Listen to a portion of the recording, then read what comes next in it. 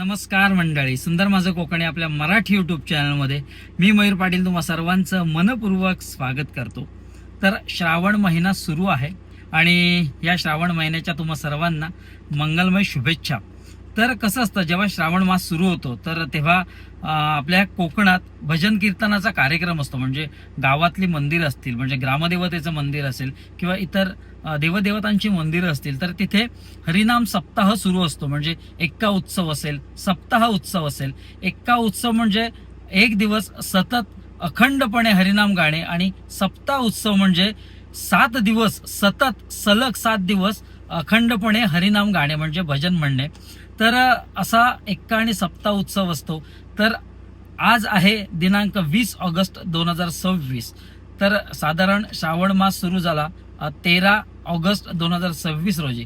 तर काही मंदिरात सप्ताह उत्सव असतो। तसंच आपल्या कोतवडे गावातील श्री ग्रामदेवता महालक्ष्मी आई तिच्या मंदिरात देखील सप्ताह उत्सव सुरू आहे। म्हणजे गेल्या 13 तारखेला, म्हणजे जेव्हा श्रावण चालू होतो त्या श्रावणाच्या पहिल्या दिवशी सप्ताह उत्सव सुरू होतो आणि मग साधारण 7-8 दिवसानंतर या उत्सवाची सांगता होते। तर आज आहे 20 ऑगस्ट 2026। आज आहे सप्ताह उत्सवाची सांगता कोतवडे मंदिरातील। तर तिथं आपण आता जातोय आणि हा सप्ताह उत्सव कशा कशा स्वरूपाचा असतो तर तिथल्या विश्वस्तांकडून जाणून घेऊया आणि एकंदरीत तिथलं जे वातावरण आहे आणि आई लक्ष्मीचं दर्शन देखील घेऊया आणि सगळे जे वातावरण आहे ते देखील पाहूया।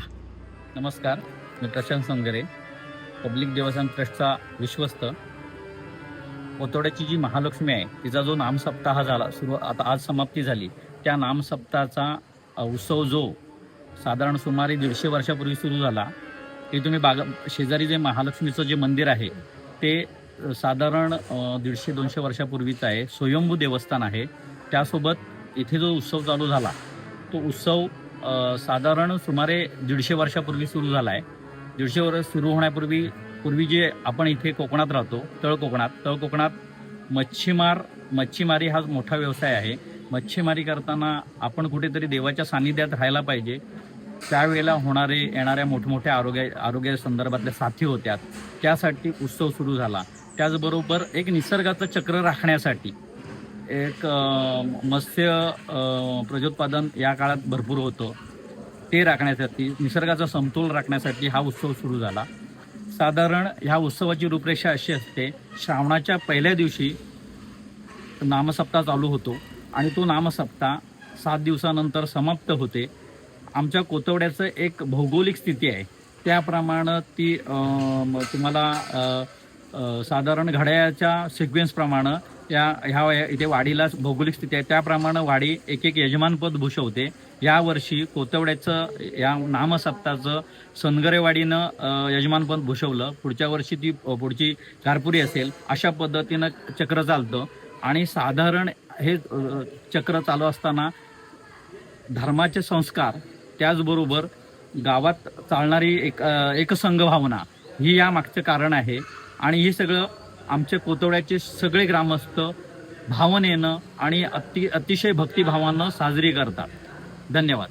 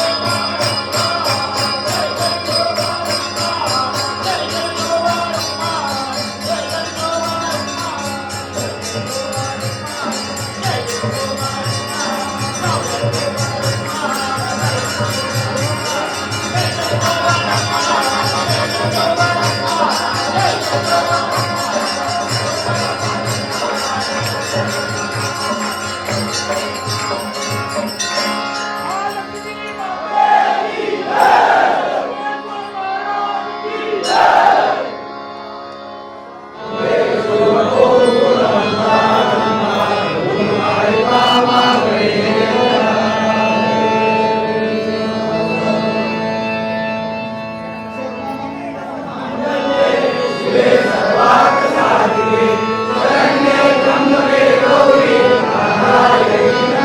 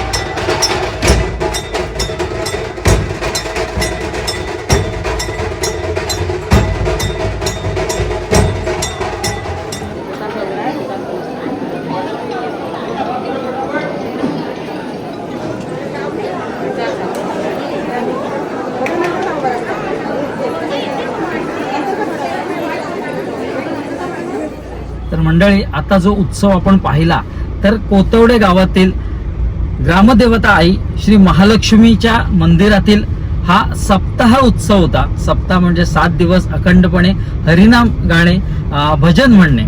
तर असा साधारण हा श्रावण मासातला सप्ताह उत्सव, त्याची आज सांगता होती. तसं पाहायला झालं तर कोकणातले सण उत्सव हे खूप त्यांना प्राधान्य आहे. प्रामुख्याने पाहायला झालं तर सगळे कोकणातले जे लोक आहेत ते अगदी भावभक्तीने हे सण साजरे करत असतात, हे उत्सव पार पाडत असतात. तर ह्या उत्सवाबद्दल सांगायचं झालं तर साधारण हा श्रावण मासातील हरिनाम किंवा भजन जो कार्यक्रम असतो, भजन गायनाचा कार्यक्रम, तर तो देवाशी संलग्नित असतो. देव आणि भक्त यांच्यातील अतूट नातं म्हणजे हा भजन कीर्तनाचा जो संबंध आहे तर तो थेट देवापर्यंत पोहोचतो. तर कोतवडे गावातील ज्या मंदिरात, आपल्या महालक्ष्मीच्या मंदिरात हा ज्या उत्सवाची सांगता झाली, सप्ताह उत्सवाची, सगळे जण कोतवड्यातील जे रहिवासी आहेत, त्या कोतवड्यातील वाड्या असतील तर तिथले जे ग्रामस्थ आहेत यांच्यातला जो उत्साह पाहिला आणि खरंच मी भारावून गेलो. अगदी प्रत्येक जण आपल्या गायनातून, आपल्या नृत्यातून आपला भक्तिभाव दाखवत होता आणि आईप्रती असलेली किंवा देवाप्रती असलेली श्रद्धा तिथे त्याची दिसून येत होती. खूप सुंदर, अगदी भारावून जायला होतं असं जो वातावरण आहे पाहून. कारण सगळेजण गावकरी एकत्र आले होते आणि एकत्रितपणे हरिनाम गात होते. साधारण सांगायचं झालं तर कोतवड्यात ज्या वाड्या आहेत तर त्यांच्या क्रमानुसार त्यांच्या भजनाचा कार्यक्रम तिथे पार पडत असतो. 7 दिवस ठरलेली वेळ असते, साधारण 2 तासाचा कालावधी असतो. 2-2 तासांत बाऱ्या बदलत असतात. वाड्यांच्या ज्या भजनाच्या बाऱ्या आहेत तर त्या बदलत असतात आणि तिथे हा सप्ताह उत्सव पार पडत असतो. तर कुठली ना कुठली गोष्ट किंवा कुठला ना कुठला उत्सव जेव्हा आपण आपल्या पूर्वजांनी जो पार पाडत आलेले आहेत तर त्यामध्ये काही कोणतं ना कोणतं शास्त्रीय कारण आहे. साधारण श्रावण मास सुरू झाला की जलचर आहेत, म्हणजे प्रामुख्याने कोकणातील जो व्यवसाय आहे तो मासेमारी आहे. तर अन्य व्यवसाय आहेत पण प्रामुख्याने मासेमारी व्यवसायाकडे पाहिलं जातं. तर हे जे मासेमार आहेत तर या श्रावण महिन्यात थोडंसं माशांची देखील पैदास होत असते. तर ती पैदास व्यवस्थितपणे व्हावी त्यासाठी कुठेतरी माणूस हा भक्ती मार्गाकडे वळला गेला असावा आणि त्यानंतर मग हे कार्यक्रम सुरू केले गेले असावेत. आणि आणखीन एक सांगायचं झालं तर साधारण नव्या पिढीला एक आदर्श या लोकांकडून घेता येईल की जी जुनी लोक आहेत तर ती अगदी विनम्रपणे, आध्यात्मिकपणे हे उत्सव सण पार पाडतायत आणि आज तागायत. म्हणजे साधारण सुमारे 200 वर्षापूर्वी किंवा 300 वर्षापूर्वी या उत्सवांना सुरुवात झाली असेल आणि आज तागायत कोकणातल्या बहुतांशी गावात हे उत्सव सप्ताह असेल, एक्का उत्सव असेल तर अगदी आदराने आणि भक्तिभावाने पार पाडले जात आहेत. तर कोतवडे गावातील जो ग्रामस्थांचा जो मी उत्स्फूर्तपणे जो प्रतिसाद पाहिला तर तो खरंच वाखडण्याजोगा होता. सण उत्सवाची पूर्वजांनी आपल्या जी सुरुवात केली तर यासाठीच असावी की सगळे एकत्र यावे, सामाजिक ऐक्य, सामाजिक जी भावना आहे ती जोपासली जावी. तर ते या उत्सवांचं प्रमुख कारण आहे आणि ते हे आपल्या गावात जोपासलं जातंय हे बघून खूप बरं वाटलं. आणि शेवटला जे नृत्य होतं तर ते खूप छान होतं. म्हणजे प्रत्येकाचा जो भक्तिभाव आहे तो ओसंडून वाहत होता. प्रत्येक जण भजनात तल्लीन झाला होता आणि देवाप्रती असलेली श्रद्धा त्याची समर्पित करत होता. तर असा एकंदरीत हा सप्ताह उत्सव अगदी निर्विघ्नपणे पार पडला. खूप छान वाटलं. मला देखील आपल्या मित्र प्रशांत सनगर यांनी पाचारण केलं होतं आणि मग आपण पण तिथे गेलो आणि थोडंसं जो सप्ताह उत्सवाची सांगता झाली तर ते चित्रीकरण केलं. खूप छान वाटलं आणि खरंच म्हणजे तिथे उभं राहिल्यावर एक सकारात्मक जी भावना होती ना ती कमालीची होती. जो प्रत्येकाच्या तोंडून जो देवाचा जयघोष होत होता ते पाहून खरंच म्हणजे आपल्या अंगात पण असं एक वेगळी ऊर्जा संचारल्याचा नक्कीच भास होतो. कारण हे मंदिरातलं वातावरण खूप सकारात्मक असतं. तर चला आता मी तुमचा तात्पुरता निरोप घेतो. भेटूया एका नवीन व्हिडिओत एक नवीन काहीतरी घेऊन. तोपर्यंत काळजी घ्या.